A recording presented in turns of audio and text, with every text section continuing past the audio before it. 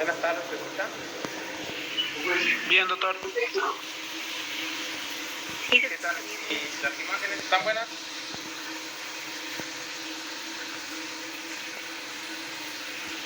Sí. Ok, vamos a la clase entonces.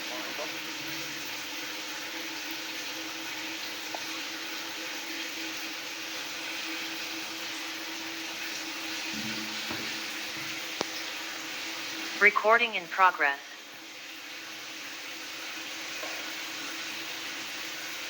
Muy bien, buenas tardes tengan cada uno de ustedes. Seguimos en la sesión 3 del focus cardiovascular. En esta oportunidad vamos a hablar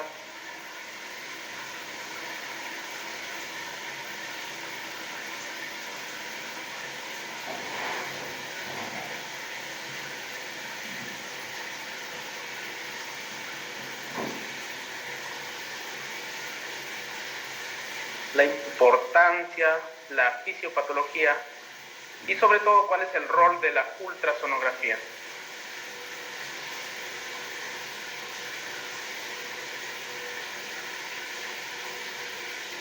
Dentro de los objetivos, en primer lugar tenemos determinar cómo identificar la presencia de disfunción diastólica mediante la ecocardiografía.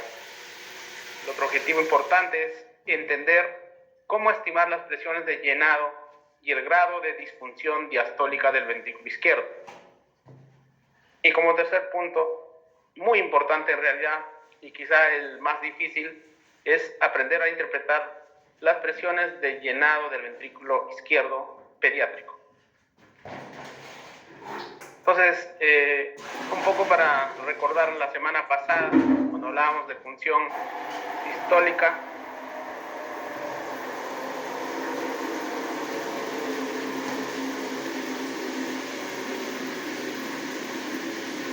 hablábamos de función sistólica, y dentro de la función sistólica hablábamos de la fracción de eyección.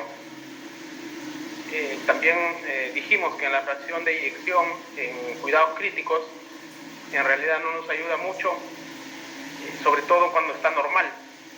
Obviamente cuando la fracción de eyección está disminuida, probablemente todos se den cuenta que ese corazón está deprimido o con falla sistólica. Y también dentro de la fracción de eyección existen dos métodos, como dijimos, el método de Tate y el método de Simpson. Si es que en algún momento tengan que valorar la función sistólica, lo más recomendado es hacerlo con el método de Simpson, ya que el método de Tate tiene muchas limitaciones al usar el modo M. Prácticamente por donde pasa el corte del modo M es donde se puede valorar y no los otros segmentos. Asimismo, mucho se describe lo que es la fracción de acortamiento en los niños y en los neonatos.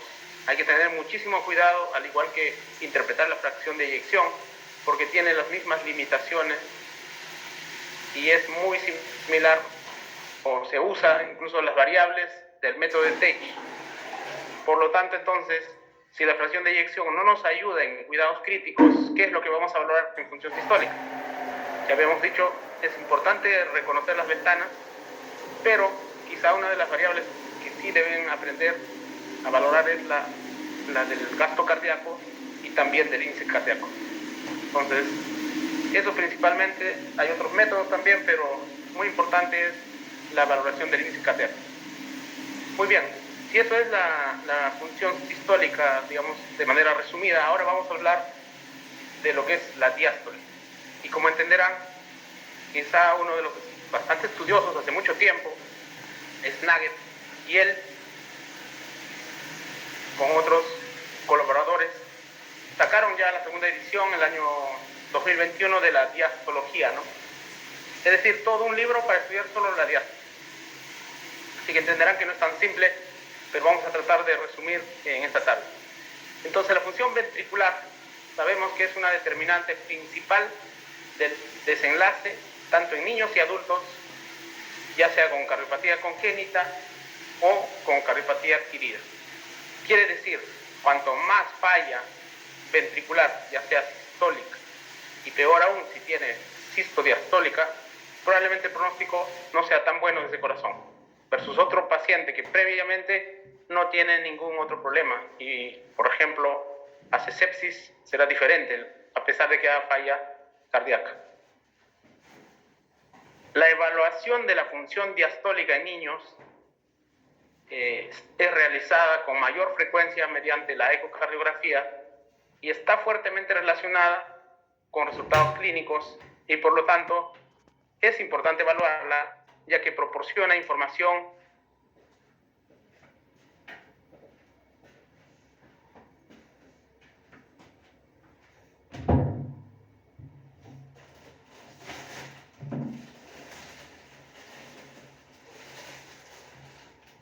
de algún grado, este grado variable de disfunción diastólica. Significa disfunción sistólica normal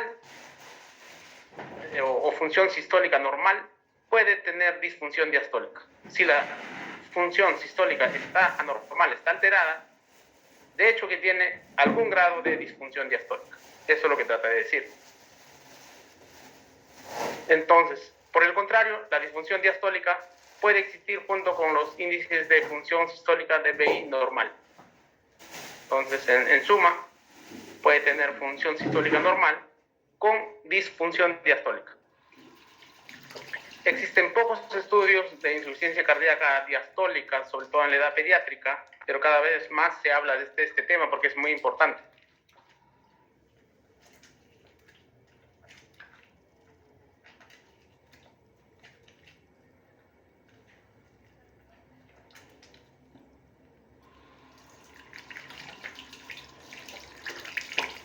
El gasto cardíaco.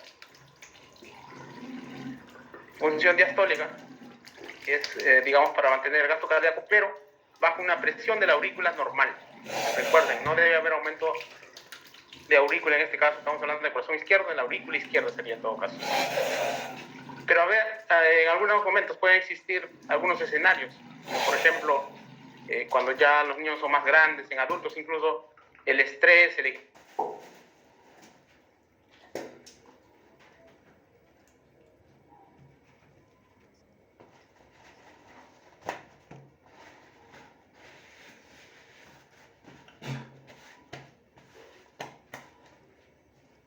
la distensibilidad. Entonces es muy importante tener en cuenta la interpretación en ese contexto, ¿no? Si está con inotrópicos, por ejemplo, si el paciente está taquicárdico por algún otro motivo.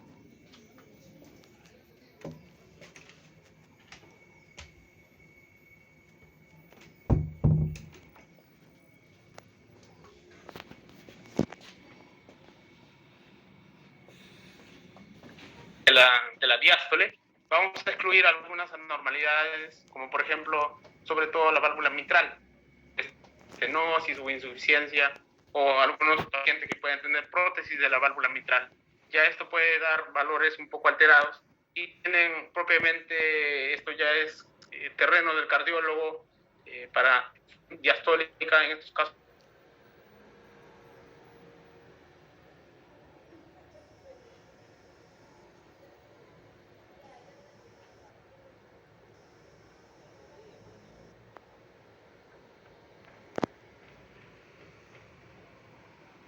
¿Qué significa? Si nosotros no hacemos una buena medida, no interpretamos en el contexto del problema, no sabemos todas esas limitaciones del método, podemos convertir a pacientes que no tienen falla diastólica en pacientes que sí.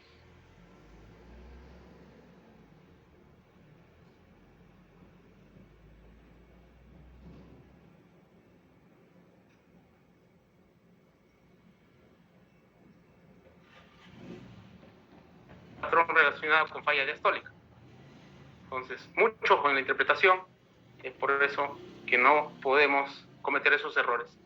Muy bien, la función diastólica, como ya vamos viendo, es un proceso complejo y su evaluación debe realizarse mediante múltiples parámetros.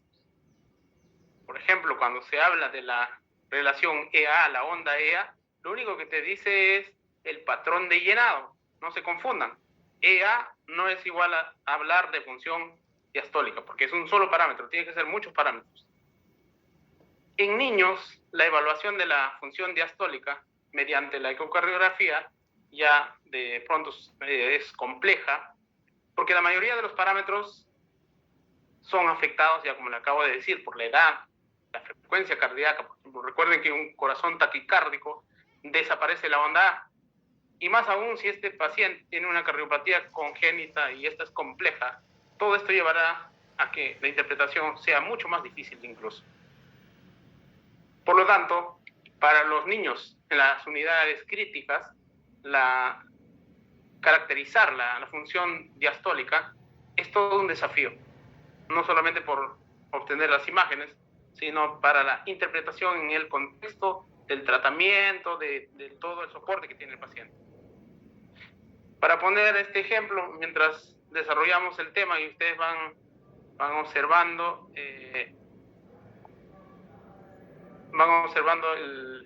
la pregunta.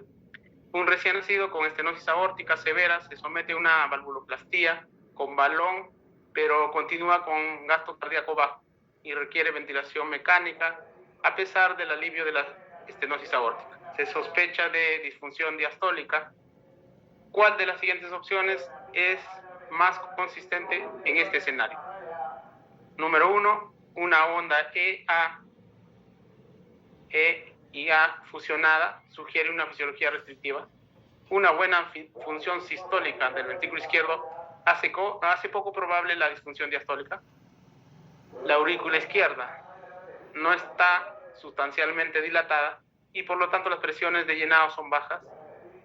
Los signos ecográficos de fibroelastosis endocárdica son compatibles con distensibilidad reducida del ventrículo izquierdo. Eso vayan pensando, ahorita todavía no, los que ya se animan podrían votar la respuesta, pero vayan pensando en el contexto de la exposición. Más adelante podrán marcar su respuesta. Para que tengan idea, nada más es la pregunta. Vamos. Entonces, recuerden estos factores importantes, determinantes, mayores, llamadas así, de la función diastólica. En primer lugar, tener en cuenta la interacción de lo que es el ventrículo izquierdo con el ventrículo derecho mediante el septum interventricular.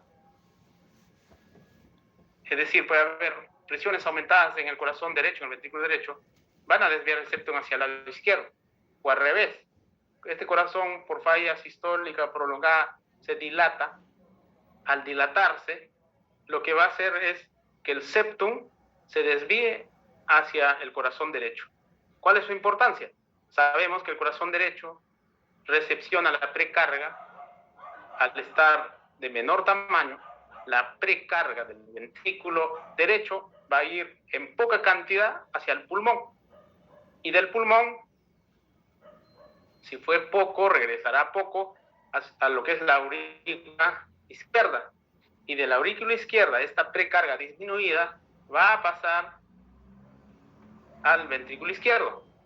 Pero no tan fácil es como les estoy diciendo. Sucede que este corazón, al estar dilatado, ya no tiene esa capacidad de succión. Es como que succiona para que pase, pero además tiene resistencia. Por lo tanto, esa poca precarga que regresaba tiene más dificultad todavía para pasar al ventrículo izquierdo. Y obviamente esa cantidad de sangre disminuida que pasa al ventrículo izquierdo, esa poca cantidad va a salir hacia la aorta.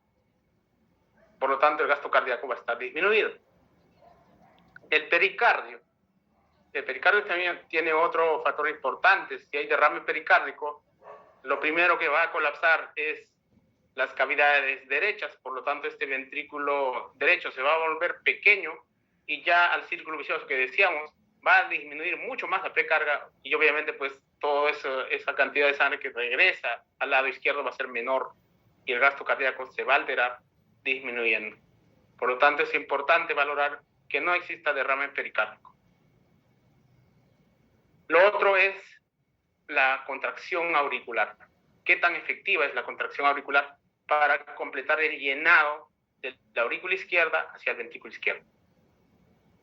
Otro factor importante, recuerden la relajación activa. Si este ventrículo está disminuido, tendrá peor posibilidad de relajarse para que se llene con facilidad. Entonces la rigidez de la cámara es importante y esta rigidez depende no solamente de que el ventrículo esté hipertrofiado, sino incluso que exista pues fibrosis, por ejemplo, ¿no? O fibroelastosis en los niños más pequeños. Entonces la geometría del ventrículo izquierdo es muy importante, ¿no? Si es una dilatación excéntrica o una concéntrica. Es decir, el lumen está más pequeño o está mucho más grande, excéntrico, ¿no? Entonces, todos estos factores son importantes para la interpretación, pero además en los niños, y esa es la diferencia que lo que estudiamos y vemos los niños, los factores importantes, además de eso, es la edad. Los más pequeños, menores de 2 meses, responden mucho menos al reto de fluidos. Entonces, hay que tener en cuenta, porque el patrón de llenado, cuanto más pequeño, es un patrón restrictivo.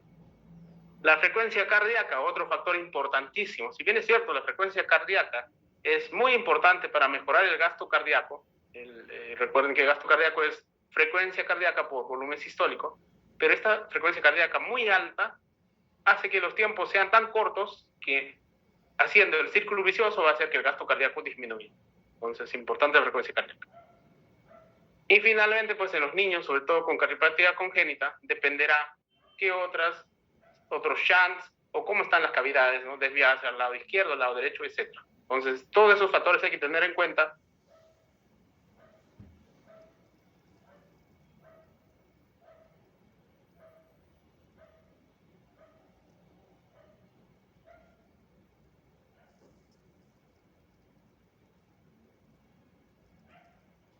Libres de estrés.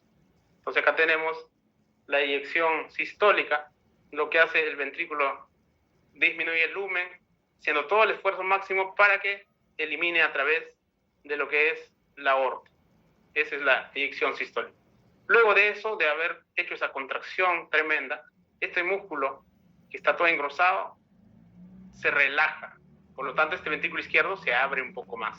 ¿Para qué? Para facilitar, como en este caso ya, de la aurícula izquierda pueda llenar sin ningún problema hacia el ventrículo izquierdo.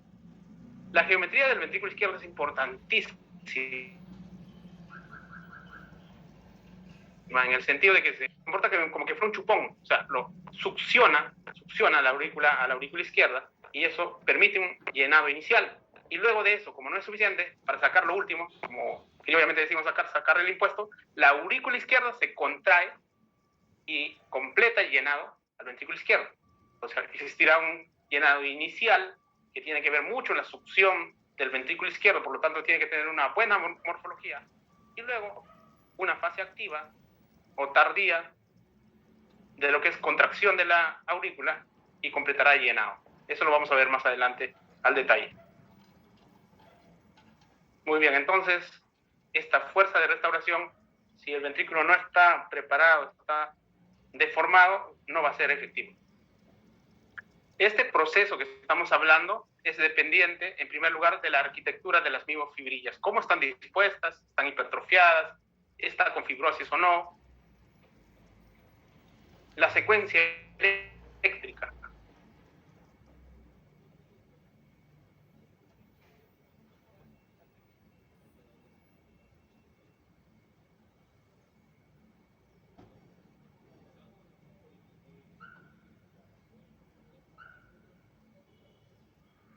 Muy bien, entonces vamos un poco a diferenciar. En la sístole ya decíamos que es muy importante tener en cuenta el calcio iónico, que muchas veces el calcio se comporta como un inotrópico. ¿Cómo así?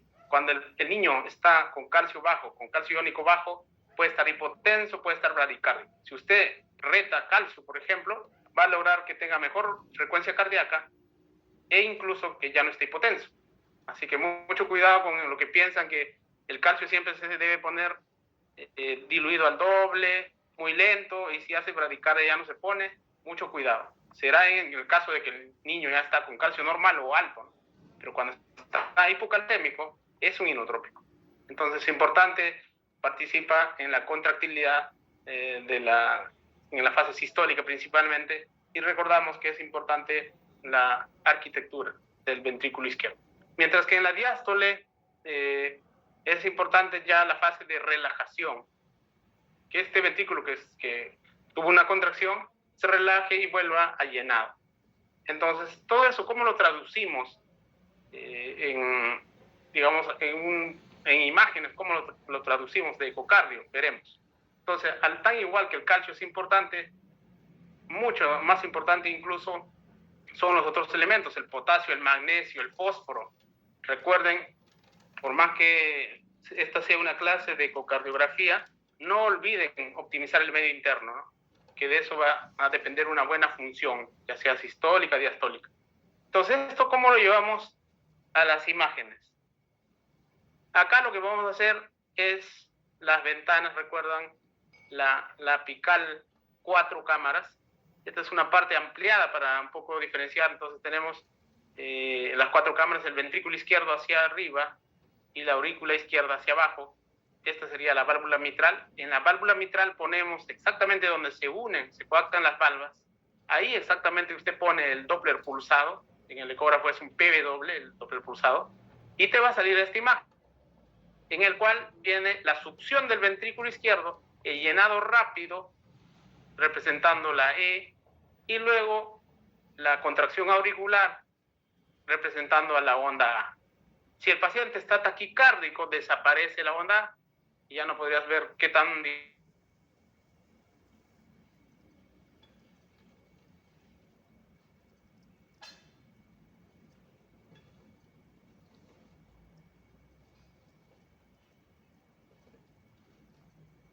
son derecho. Ahora, tenemos un apical 4 cámaras, igual, pero esta vez lo que vamos a hacer es analizar el cardiomiostito, ya no la válvula.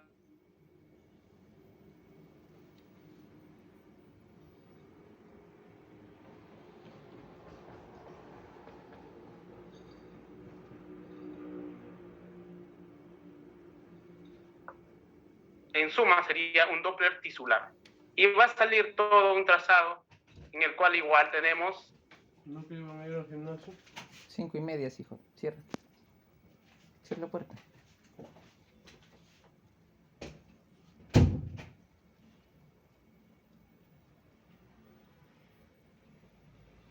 Entonces, el Doppler tisular es muy importante para valorar la función diastólica. Lo otro que quiero decir...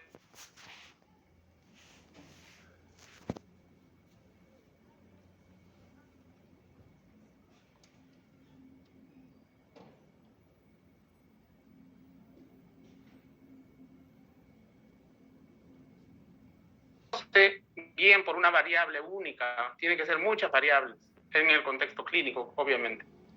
Muy bien, vamos a la sístole. La sístole representamos de la siguiente manera: en 5 cámaras, la integralidad tiempo, una ponías el Doppler pulsado al nivel de la salida de la aorta en un apical 5 cámaras, y te sale con un Doppler pulsado y dibujas esta imagen que es la integral velocidad-tiempo. Esto sería la representación de la sístole y esto de la diástole. Muy bien, vamos a explicar un poquito más de la bomba hemodinámica. Siempre escuchamos, ¿no? El corazón es una bomba. A ver qué tan bomba es, veremos. Versus una bomba muscular. Acá lo que vamos a representar es un periodo. Fíjense, estamos hablando de la sístole y luego un periodo de la diástole. Sabemos claramente que en la sístole hay una contracción y luego de esa contracción va a comenzar una relajación. Parte de la diástole, esta relajación casi iniciando la diástole. Y lo más importante, el patrón de llenado. Cuando hablábamos de la onda EA, esto es patrón de llenado. Entonces acá tenemos representando este blanco la aurícula izquierda, presión de la aurícula izquierda. Y el otro en azul vemos la presión del ventrículo izquierdo. Más arriba vemos el cambio de presión en lo que es la aorta, el rojo. Espero que estén viendo bien la imagen, ¿no? Este borroso, la aorta, presión de la aorta, la presión del ventrículo izquierdo y la presión de la aurícula izquierda, que son fundamentales cuando hablamos de corazón izquierdo. Entonces vamos describiendo. Observen, acá sucede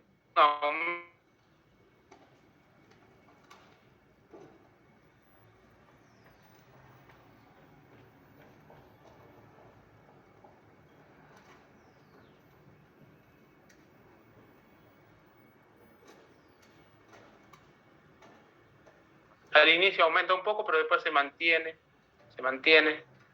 Y lo que va a pasar después de esta sístole, después de haber eliminado o expelido el ventrículo izquierdo hacia la aorta mediante la sístole, luego va a pasar como un periodo de succión. Este ventrículo izquierdo como que lo aspira, como que succiona la sangre de la aurícula izquierda. Entonces viene un periodo de succión, como se menciona acá.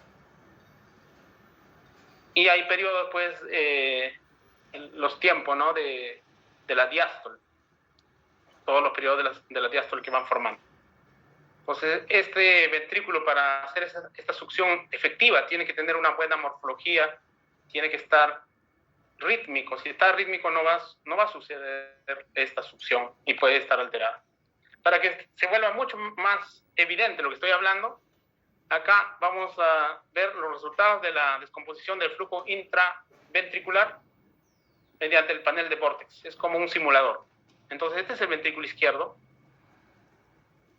de la aurícula, como llena y hace como toda una turbulencia, como ven. Parecen una turbulencia.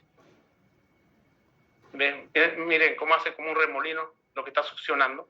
Es como que usted abre en la piscina, abre el desagüe de la piscina y como que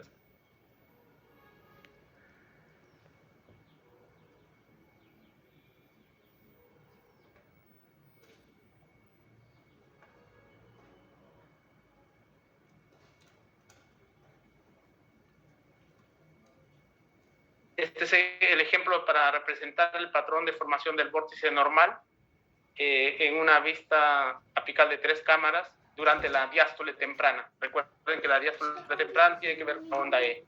Al finalizar el llenado ventricular pasivo, y en la diástole tardía sería la imagen C. Entonces, mira acá en la imagen A tenemos la aurícula izquierda, la válvula mitral, y cuando llena, ¿no? ¿Cómo hace esta imagen de este tipo?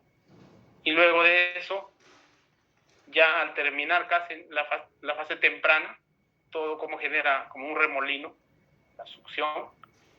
Esta imagen C es cuando existe la contracción de la aurícula izquierda y genera toda esta imagen nuevamente. Y finalmente la imagen D, ¿no? Una turbulencia para salir por el ventrículo, ya finalmente por la aorta. No es que nada pase de maniforme, sino que todos estos periodos y las turbulencias que generan la succión.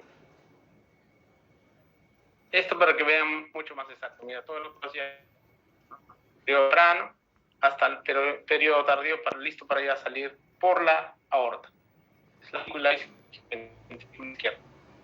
Es importante que conserve toda la morfología ventricular y que el septum interventricular esté y no, por ejemplo,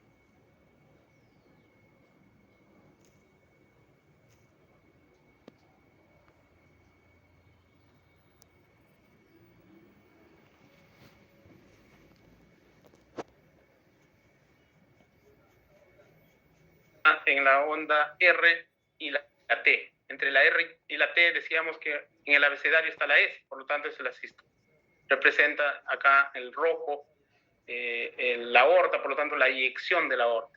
Y luego de esa eyección de la aorta, un periodo, por ejemplo, de relajación isovolumétrica, en el cual no hay cambio de volumen, pero sí cambio de presión, baja la presión. Y luego viene un periodo de lo que es llenado rápido. El llenado rápido tiene que ver con la succión que les mencionaba del ventrículo izquierdo, y es la onda E representada en el ecocardio. Luego viene un periodo de lo que es la diastasis, como que fuera un periodo de reposo, y finalmente una sístole atrial, ¿no? Se contrae la aurícula izquierda para terminar el vaciado o llenado del ventrículo izquierdo. Y nuevamente comienza la sístole y así, de manera cíclica. Esta es otra manera de representar. Entonces tenemos en la sístole 5 cámaras para hacer la integral velocidad-tiempo y luego el patrón de llenado. El patrón de llenado, cuando estamos hablando de un llenado rápido, la onda E y luego la onda A, la contracción auricular.